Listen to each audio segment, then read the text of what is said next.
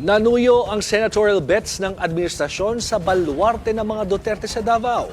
Bukod sa pangangampanya, may inorganisang job fair ang Labor Department na personal na dinaluhan ni Pangulong Bongbong Marcos.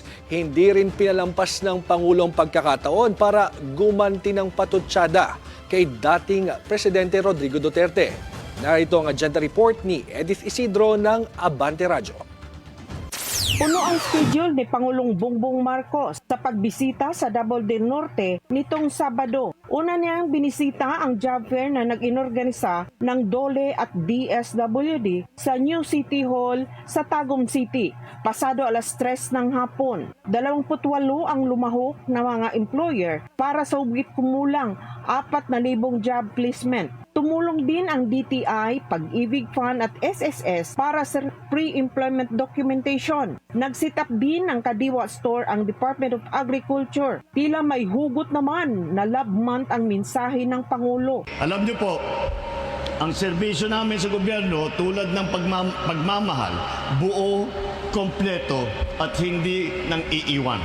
Namutitik din ng kulay pula ang municipal ground sa Carmen, Davao del Norte sa pagdalo ng Pangulo para sa panligaw ang senatorial line-up ng Alyansa ng Bagong Pilipinas sa kilalang baluarte ng pamilya Duterte. Matatandang dating magkaalyado ang mga Marcos at Duterte na nagpanalo kina PBBM at BP Sara nung nakaraang presidential election. Pero ngayon ay tinuturing na sila bilang political rivals. At sa mismong bakuran ni dating Pangulong Rodrigo Duterte, sinagot ni Pangulong Marcos Jr. ang pinakahuling pahayag ni FPRRD sa PDP campaign noong Huwebes na patayin yung senador ngayon para mabakante ang posisyon. Patayin natin yung mga senador ngayon para mabakante.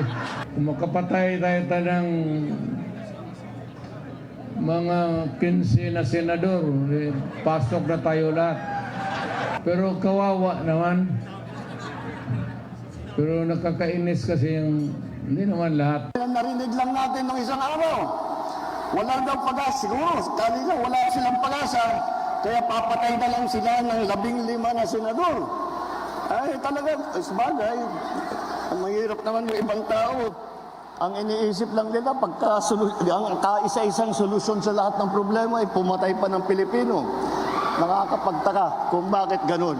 Bagamat malinaw rin na joke lamang ito, marami ang nagsasabi na hindi ito dapat ginagawang biro. Dagdag naman ni Marcos at malinaw ang pagkakaiba ng posisyon sa issue ng West Philippine Sea sa kanyang pamumuno noong nakaraang administrasyon. Ito rin ang plataforma na bitbit na ang mga senador. Rin sa kanila ang sip-sip sa China na tuwang-tuwa, sumisigaw.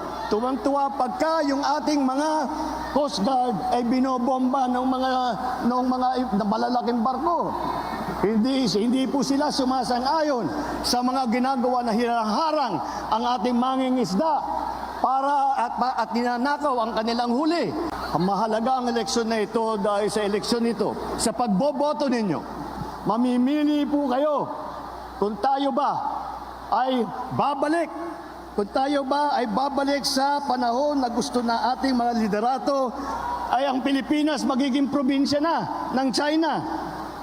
Sana naman di na po tayo babalik sa nakaraan na ibinubugaw ang ating bayan bilang sugalan ng mga dayuhan. Sa kabila ng inaasahang mga bagong payag ng Pangulo kagabi, wala pang sagot ang kampo ng mga Duterte. Para sa Weekend Agenda, Edith Isidro, Abante Radio.